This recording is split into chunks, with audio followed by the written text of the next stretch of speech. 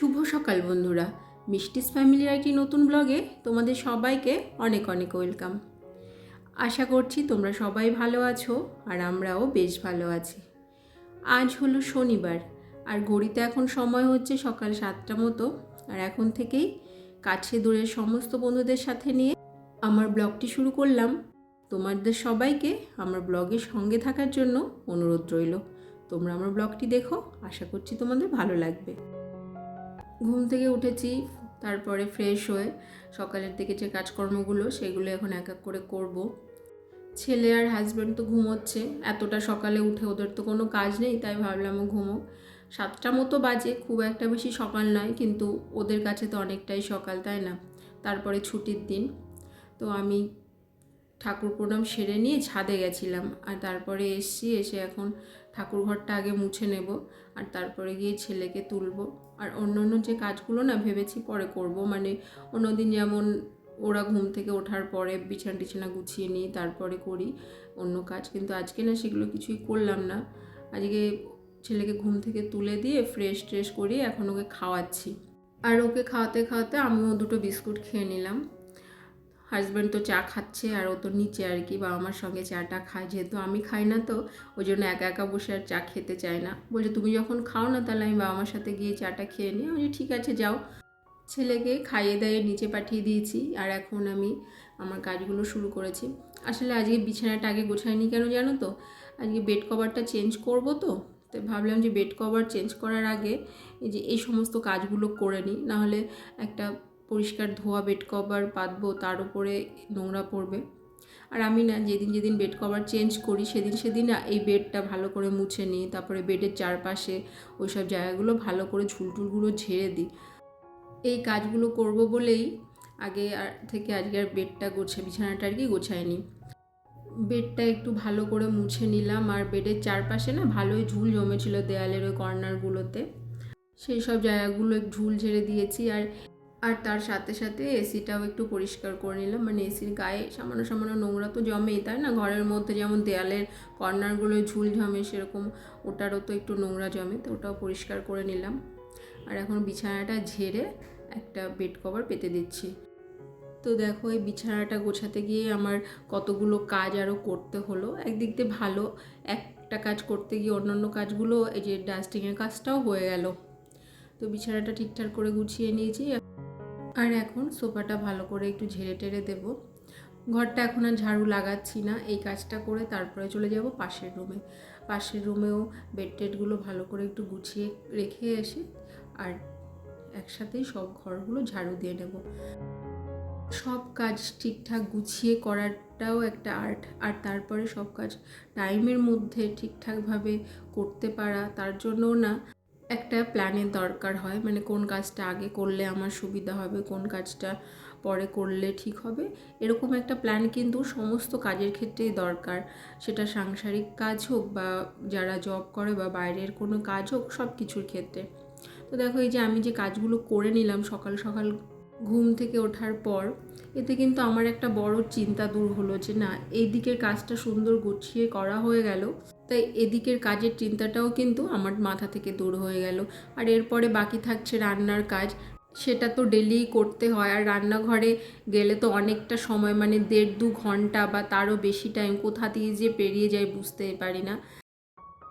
তো যাই হোক, পাশের রুমে এসেছিলাম আর ওখানে এসে দেখলাম যে বিছানার ওপর ছেলের বই খাতা সমস্ত কিছু ছড়িয়েছিল, তা ওগুলো গুছিয়ে রেখে জায়গার জিনিস জায়গায় রাখলাম। আর এই ঘরের বেডটাও ভালো করে ঝেড়ে টেড়ে পরিষ্কার করে নিলাম। আর এখন সব ঘরগুলো ঝাড়ু লাগাতে হবে, তাই সবার প্রথমে বেডরুমে এসেছি, তখন তো বেডরুমে বিছানা গুছিয়ে সোফা টোফা ঝেড়ে চলে গেছিলাম, ঘরটা ঝাড়ু দেওয়া হয়নি। আর এখন এক এক করে সব ঘরগুলো ঝাড়ু লাগাবো। আর এই ঘরগুলো সব না ঝাড়ু দিতে অনেকটা সময় না পেরিয়ে যায়, কিন্তু আমি এই কাজটা সবসময় রান্নাঘরে আর কি রান্না করতে যাওয়ার আগে করে নিই। একটা শুভ অশুভর ব্যাপার আছে না, একটা জিনিস মানুষ মেনে চলে, আমার শাশুড়ি মেনে চলে, এটা আমার মাকে দেখেছি আর আমিও করি। ওই জন্য আমি সবসময় ঘর ঝাড়ু দেওয়া, ঘরের বিছানা টেছানা এগুলো তুলেই না রান্নাঘরের কাজকর্ম করতে যাই। কিন্তু দেখো কখনো যদি কোনো কারণে, মানে কোনো ব্যস্ততার কারণে যদি এই সমস্ত কাজগুলো আমার করা না হয়, মানে আগে রান্নাঘরে যাই রান্না করতে হয়, আর এই বাসি বিছানা বাসি ঘর থাকে যেগুলো করা হয়নি কাজ, তখন না আমার নিজের মনটা কেমন খুঁতখুত করে যে কতক্ষণে আমি ওই কাজগুলো করব। তো ব্যস্ততা না থাকলে ওই কাজগুলো আগে করে নিই আর তারপরেই রান্নাঘরে আসি। নিচে এসছি কিচেনে, এসে সবার আগে একটু টিফিন করে নিলাম। আজকে টিফিনে খেয়েছি মুড়ি, ডাল আর ভাজা। আমি বেশিরভাগ দিন এটাই খাই। হাজব্যান্ড বাড়িতে আছে আজকে, ছুটির দিন ও তো এটা খায় না, তা ও পরোটা কিনে এনেছিল, খেয়েছে। আর পরোটাটা আজকে বেশি কিনে এনেছিল, বাবা মাও খেয়েছে, কিন্তু আমি খাইনি। আমার একটু হালকা জিনিস পছন্দ আর কি ব্রেকফাস্টে, ওই জন্য মুড়ি তরকারি বা ডাল মুড়ি এসব জিনিসটাই আমি বেশি খাই। তো তারপরে ভাত বসিয়ে দিয়েছি, আর এদিকে দেখো 4 পিস মতো কাতলা মাছ নুন জলে একটু সেদ্ধ করে নিচ্ছি। আজকে একটা নতুন জিনিস রান্না করব, তা সেটা আমি তোমাদের সঙ্গে শেয়ার করব কি করছি। কাতলা মাছটা কালকের মাছ, আর আজকে আনা হয়েছে শোল মাছ। তো আজকে 2 ধরনের মাছের জিনিস রান্না হবে।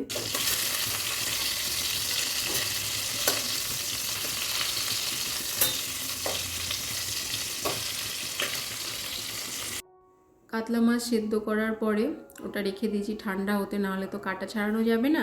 আর তারপরে শোল মাছটাও ভেজে নিয়েছি, আর এখন শোল মাছের ঝোল।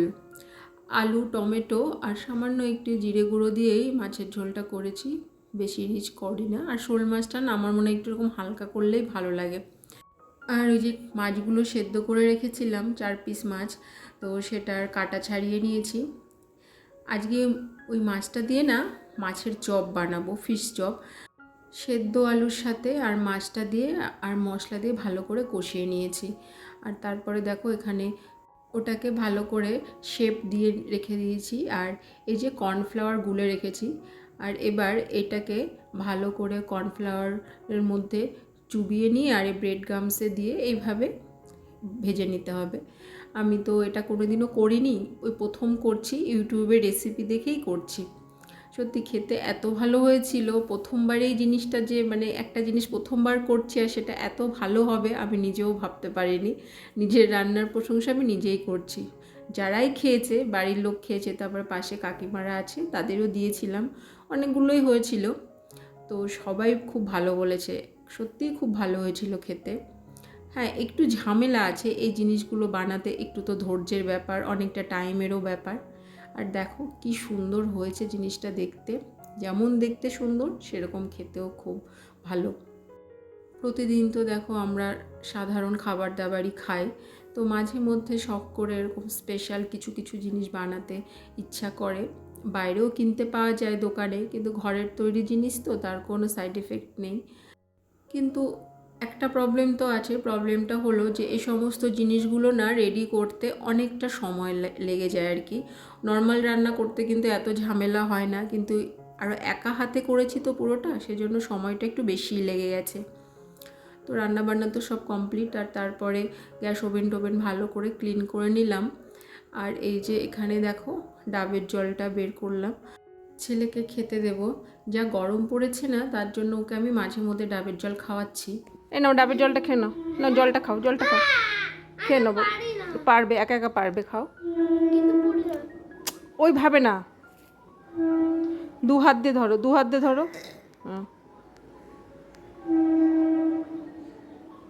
কেন পারবে না, চেষ্টা করলে সব পারবে। আস্তে আস্তে খাবে বাবা, আর সময় হাসতে নেই, আস্তে আস্তে খাও, অল্প অল্প করে খাও। ওকে ডাবের জল দিয়েছিলাম, আর খাওয়ার পরে ওর বাবার সঙ্গে না সেলুনে গেছে। ওর না গরমের জন্য দেখছিলাম যে মাথার ভেতরে চুলের মধ্যে র্যাশেস বেরোচ্ছে, তারপরে ঘাড়ের চারপাশ দিয়ে। তো ওর বাবা ওকে হেয়ার কাটিং করাতে নিয়ে গেছে, একদম মানে আমার বাড়ির সামনে, মানে আমার বাড়ির গেট থেকে বেরিয়েই সেলুনটা, তো ওখানে ওকে হেয়ার কাটিং করাতে নিয়ে গেছে। আর এদিকে আমি আমার কিছু কাজ ছিল সেগুলো করছি, কোনো বেশি কিছু কাজ করব না। ছেলের তো এই যে স্কুল, মানে নেক্সট উইক থেকে ওর গরমের ছুটি শুরু হয়ে যাবে, সোমবার থেকে। তা এরপরে তার স্কুল 1 মাস মতো বন্ধ, তাই ওর যে জুতো টুতোগুলো রয়েছে স্কুলের, তারপরে অন্য অন্য যা কিছু ওর জুতো, সেগুলো ভালো করে মুছে টুছে রেখে দিলাম। স্নান সেরে চলে এসেছি, এখন একটু স্কিন কেয়ার করে নেব। আজকে ছেলেকে আর আমি স্নান করাইনি, ওদের সেলুন থেকে আসতে দেরি হচ্ছিল বলে আমি আগে স্নান টান সেরে নিয়েছি, তারপরেও এসছে। আর দেরি হয়েছে বলে আমি ভাবলাম যে আমার এদিকে পুজো টুজো দেওয়ার কাজ আছে, তা আমি নিজে স্নানটা সেরে নিই। ওর বাবা বাড়ি এসে তারপরে ওকে স্নান টান করিয়ে দিয়েছে। চলে এসেছি ঠাকুর ঘরে, এখন পুজো করব। ওর বাবা বাড়ি থাকলে না এই যে একটা সুবিধা হয়, এই যে ছেলের স্নান করানো, তারপরে কখনো যদি ধরো আমি কাজে ব্যস্ত থাকি, ওর বাবা না মাঝে মধ্যে ওকে খাইয়েও দেয়। আর ওর বাবা যেদিন যেদিন বাড়ি থাকে ওর তো ভীষণ আনন্দ, সবসময় বাবার পেছনেই ঘুরঘুর করে। আসলে বেশিরভাগ সময়টা তো বাবাকে পায় না। আজকে দুপুরে খাওয়ার পরে না আর ঘুমোনো হয়নি, ছেলেও ঘুমোয়নি, আধা ঘন্টা মতো একটু রেস্ট করেছি খাওয়ার পরে। এই যা, তারপর ছেলেকে রেডি করলাম আর এখন আমিও রেডি হয়ে নিচ্ছি, একটু বেরোবো। আমার বাড়ি থেকে আধা ঘন্টা মতো ডিস্টেন্স একটা জায়গা, সেখানে না ঘোড়া দৌড় মেলা হয়, সেখানেই যাব। আর ওখানে ঘোড়াদের দৌড়ের কম্পিটিশান হয়। তো চলো মেলায় গিয়ে আমি তোমাদের সঙ্গে শেয়ার করব ওখানে কি কি হচ্ছে।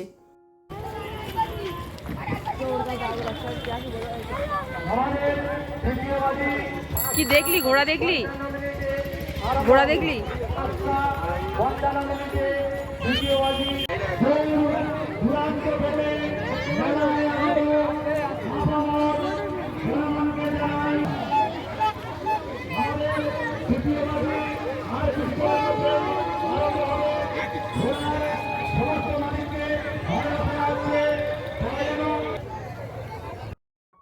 তো এখানে এসছি আর তোমাদের সঙ্গে একটু দেখালাম মেলার কি কি দোকান বসেছে মাঠের মধ্যে। আর কত বড় মাঠ দেখতে পাচ্ছ, আর অনেক লোক এসছে, যেন তো অনেক দূর দূর থেকে লোক আসে এই ঘোড়া দৌড় দেখতে।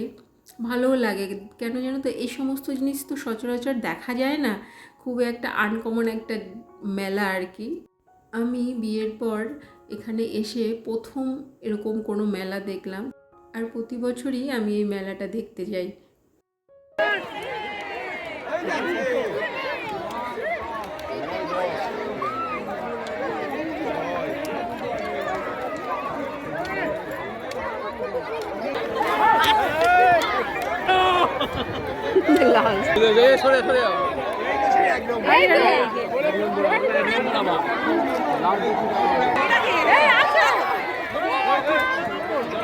দাদা ও একটু ঘোড়াতে হাত দেবে, দে হাত দে।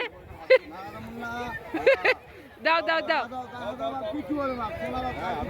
আদর করো। এই যে ওর ওখানে বাবা, এইখানে এইখানে এইখানে করো, আদর করো। ভয় পাচ্ছে।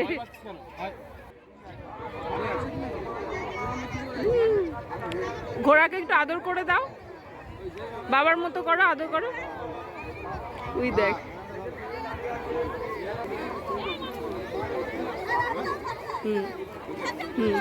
ঘোড়া দৌড় তো শেষ হয়ে গেছিলো, আর তারপরে এখানে অনেক বাচ্চারা এই ঘোড়াগুলোর পিঠে চড়ে ঘুরে বেড়াচ্ছিল। কিন্তু আমার ছেলেকে আমি বললাম, ও ভয় পাচ্ছে, ও উঠতে ভয় পাচ্ছে, কিন্তু ঘোড়াকে ধরতে চাইছিল। তো তারপরে মেলার মধ্যে এসেছি, আর সন্ধ্যা প্রায় হয়ে গেছে। এখন এখানে একটু মেলার মধ্যে ঘোরাঘুরি করব আর তারপরেই বাড়ি চলে যাব। তো বন্ধুরা, আজকের মতো ভিডিওটা তোমাদের সঙ্গে আমি এই পর্যন্ত শেয়ার করছি। দেখা হচ্ছে আবার নেক্সট ব্লগে একটা নতুন দিনের সাথে। আশা করছি তোমাদের আমার এই ভিডিও ভালো লেগেছে, আর যদি ভালো লাগে প্লিজ তোমরা সবাই আমার পাশে থেকো। আর তোমরা সবাই ভালো থেকে সুস্থ থেকো। সবাইকে জানাই টাটা।